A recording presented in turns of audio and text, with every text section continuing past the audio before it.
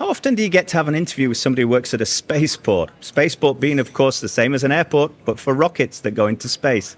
Really, really thrilled to have caught up with Lauren and Anna at the Farnborough Air Show recently, and they told us all about Cornwall Spaceport.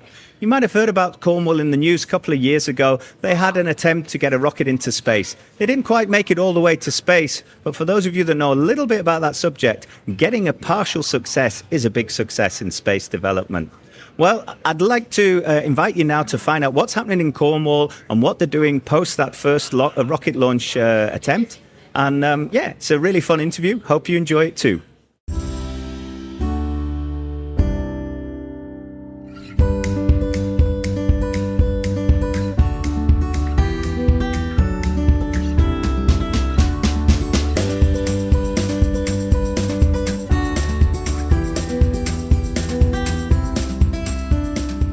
I'm absolutely delighted, Lauren, Hi. Anna, from the spaceport, that you found time for us today. So maybe you'd just like to quickly introduce yourselves and say hello. Yeah, of course. I'm Lauren Llewellyn. I am the Sustainable Development Coordinator of Spaceport Cornwall and Cornwall Airport Newquay. Really excited to be here. Thank you for the invitation. Excellent. And what about yourself, Anna? I've learned a new term. What's your job title? Yeah, so I'm a spin term, which means I've got a space placement in industry, and essentially I've been working with Lauren on all things sustainability, but I'm a second year business student going into my final year. So yeah, looking to gain some experience, and it's been really good so far. And you're studying in Exeter, if I remember rightly. I'm studying with Exeter in Cornwall, so it's a bit of a weird dynamic, but it's a bit of a hidden secret, an amazing campus and a beautiful place. So. All right. Well, we heard it first here. It sounds like that's a bit of a life hack of what you're up to there. So tell me a little bit about your placement. I mean, it must be absolutely fantastic, working together with somebody that's got so much experience on this front. But tell us just a little bit about how long it is and what you've been up to. Yeah, so the placement's 8 weeks long. I think that's sort of typical for students. But essentially, I've been working with Lauren since Christmas because I had a sort of placement lined up beforehand. So I got my sort of foot in the door. We were working on waste management solutions. And yeah, I'm now sort of focusing on a stakeholder engagement piece. So we've been kind of looking at how we can better communicate the strategy that we're going for to stakeholders, both within the organisation, internal stakeholders, but also the community. Spaceport are really good at sort of outreach. They're very good with sort of understanding where they need to sort of communicate the gaps. But in terms of sustainability, I think there is a bit of a gap in terms of, I suppose, definitely. Well, we're going to dive into that in just a minute. You're also, by the way, incredibly good at marketing and corporate image. I mean, this is a fantastic trade booth that we're sat on here.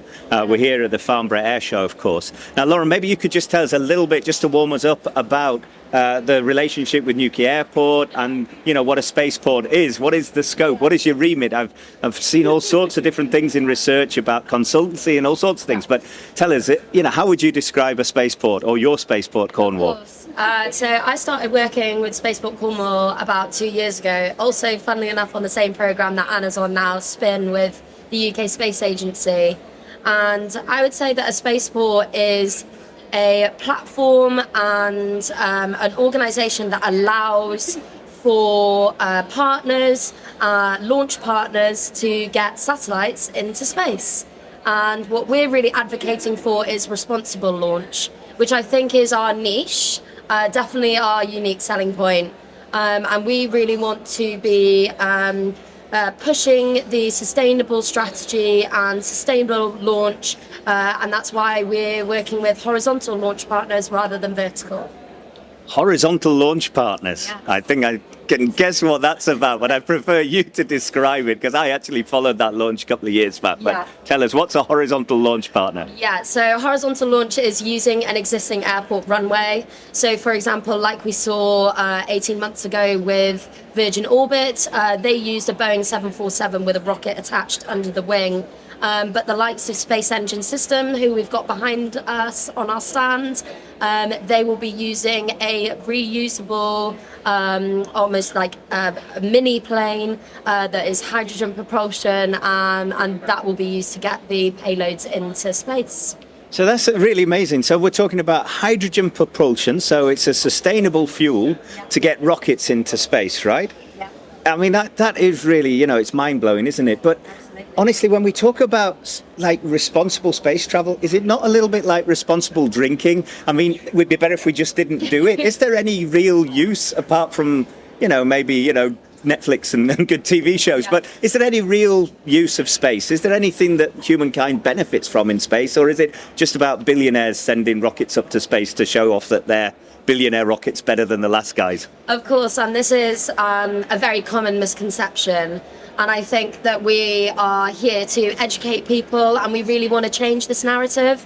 50% of all of our environmental data that we collect from Earth comes from Earth observation satellites.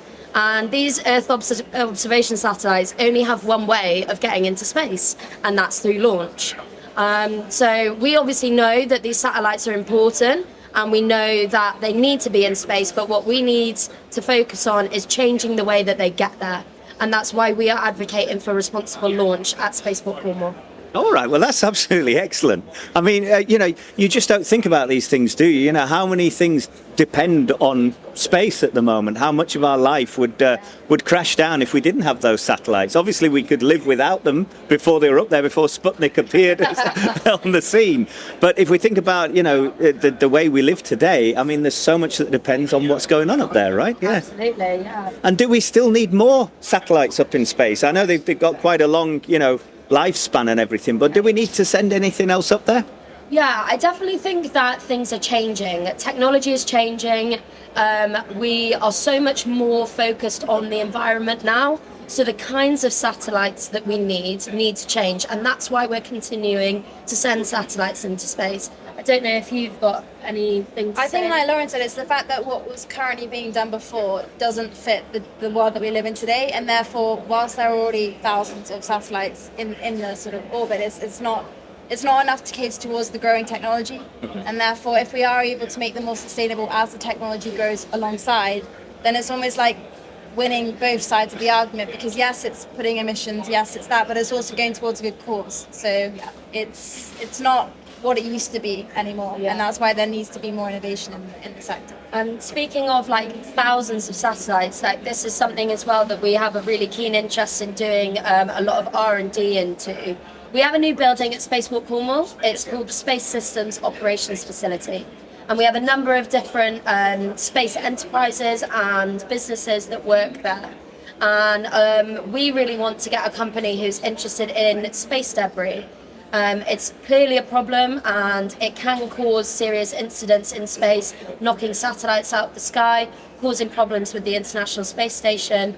So for us to partner with a company who's keen, like we are, about sustainable space to clear up that debris so that we can put new, effective satellites into space would be amazing for us, and it's definitely where we want to go.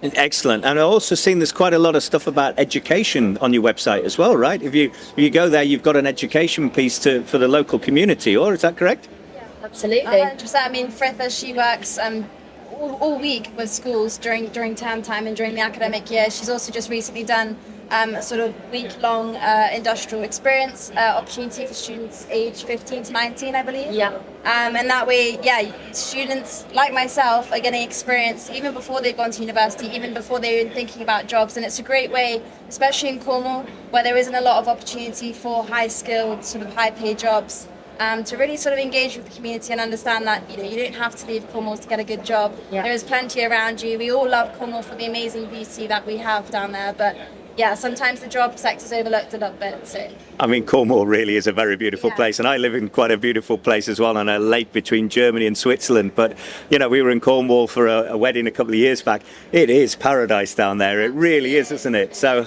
having those sort of opportunities without having to leave paradise, I mean, it's like eating the apple without leaving Eden, isn't it? It's fantastic. Yeah. And this is like, I feel like the whole ethos around Cornwall as well is very centered around sustainability. And that's why we are it's so important at our core, at our heart, that we continue that. And I think the stakeholder engagement piece that we've been working on together is very much focused on harnessing that kind of sustainable energy that Cornwall and the businesses in Cornwall have, and trying to not get them on side, but get them to understand that we care as much as they do, and try and educate them into that we are doing this for the benefit of Earth. help us to do it in a better way. A lot of untapped potential for sure. I mean, the University of Exeter are leading in environmental policy, and they're, I'm at the institution, I'm studying with them, and it's all very much interrelated. They have modules to do with space, and they've collaborated with things like Green Hilly.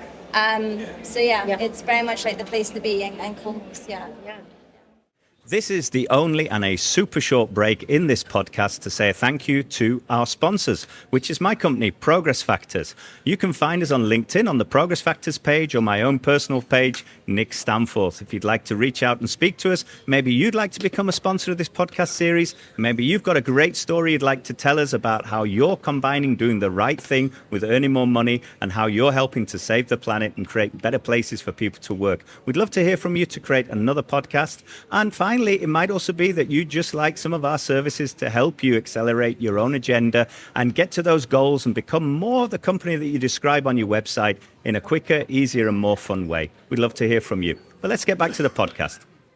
Tell me, you're studying business and you have modules on space business. Is that correct? Did I understand? So Exeter Business School are great. They have a lot of interdisciplinary modules, one of which I think recently was the Economy of Space module, which I think is all about understanding where we can go in the future with this, but also, like I said, collaborating with things like Green Hilly, a great opportunity to actually apply what you're learning, which is very rare and I think often overlooked in business schools for sure. Exeter are very much like chopping and changing what they do, but a lot of it is on cutting edge policy and theories and concepts and ideas. Well, that's interesting. I mean, I studied many years ago at Heriot Watt in Edinburgh, and we were proud that we had a brewing studied.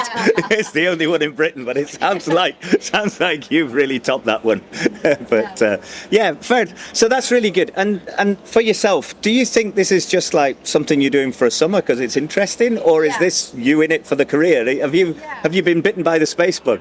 I think so. I mean, to be honest, I went in just wanting to apply skills. I've done a lot of different internships with lots of different varying industries and things, but I never did really see myself getting into something like this. But having met Lauren and having understood that this is actually where you want to be if you want to work in sustainability, because as Lauren said earlier, if you're going to make change for good, you want to do it in an industry that is maybe inherently not good, because that way there is actually room for growth. There isn't just the same, always been good, always will be good. Born green, stay green. Exactly. Yeah. So I think seeing myself with that opportunity to perhaps really make some sort of impact has definitely inspired me to keep going and perhaps pursue what I'm doing at the moment and see where it takes me.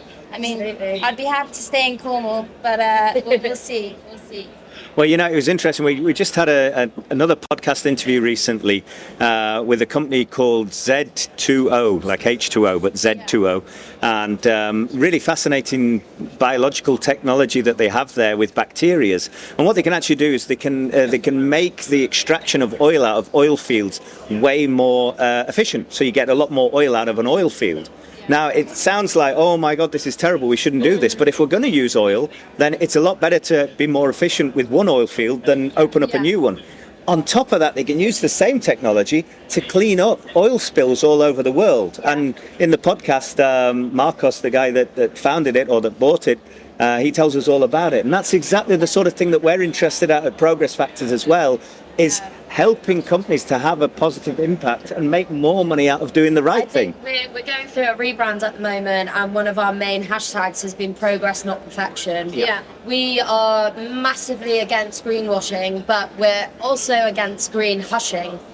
If someone is trying their best and they're showing with data-led facts that we are really trying to make this as sustainable as we can, we shouldn't be put down for that. Yeah. I understand the criticism. We're not naive in the fact that the industry we're working in has a huge carbon impact. But why should that stop us from trying to make it better? The constant green hushing can be really disheartening sometimes, because we are really trying. Behind closed doors, it's not easy to make this a sustainable environment, but we are trying, and I think that's what matters. I think the all or nothing mentality has been really detrimental to anyone trying to work in sustainability. I know as a student, we are hugely pushed to go into that, but then you actually get in these organisations, you realise there's so many barriers in place, there's so many sort of criticisms that actually your sort of passion for the subject and the passion for the change you want to make is completely taken away from you, because you realise, it's something we need to tackle, but it's something no one's willing to tackle, and you have to really understand that actually, like Lauren said, progress does make a difference. It's not about changing things overnight. It's obviously taken us years to get to the point where we need to make change, and therefore it's going to take a bit of time to get back to where we need to be. Absolutely. In the future. Well, I've got a feeling that those are going to be sound bites that come on our website, because that's exactly what this podcast is all about. This is exactly what we're passionate about doing at Progress Factors. Yeah. We help companies to accelerate their change. We help people to deliver their dreams and deliver their goals in a profitable way. So do the right thing. And we always say, out of good intentions, great results. Yeah, absolutely. What you just said it in way better words. It's about actually, let's not troll everyone. And I think it's nice to see the world's getting beyond Generation Troll, because that's where it stopped, really. You know, I went to see Sting before we flew over here this week. He was playing at a local castle. Absolutely wonderful show, and he played, his famous song Fragile. Now, I heard that when I was 15, and Sting had very long hair, and he'd just come back from South America, and he was talking about the rainforests and problems of carbon impact back in the 80s. So it's not like we just found out, but it feels like the last 20 years we've done anything we can to slow down progress here. So. And it's almost like people are then sort of deterred, because if the change is an instant, it's not attractive, it's not something you want to like.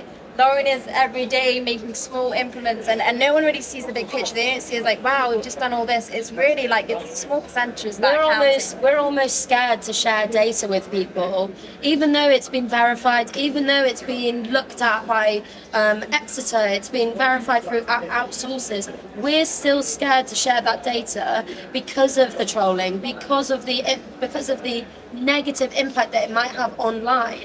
And do you know what? Since I started with the airport in November, the amount of small changes that we've made that have had a huge decrease in our carbon impact, I'm scared to share that, because it's things like lighting and runway lighting, and I don't think people would be interested in that. But we need to get rid of that stigma, because it's still so important. Yeah, absolutely. Definitely.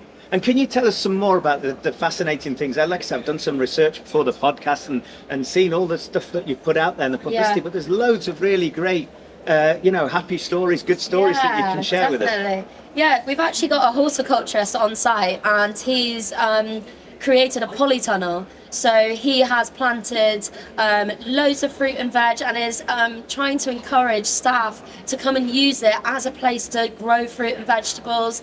And he's developing the site. He's planting wildflowers. Like, we are an airport. We can't plant loads of trees. We can't do all of these things. But what we can do in the areas away from the runway is increase biodiversity. And not just increasing it, is constantly looking at it and seeing what else we can do with it to maintain it.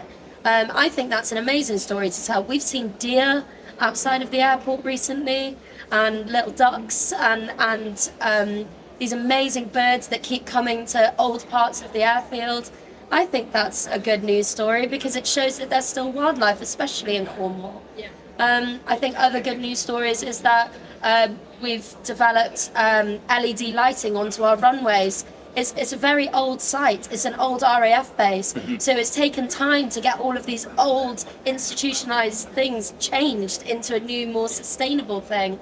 But it's baby steps, it's progress, and we should be shouting about it, and it feels good to. Yeah, excellent. Well, I'm glad that you are today. And is that where Matt Damon filmed The Martian, by the way, with girls and vegetables?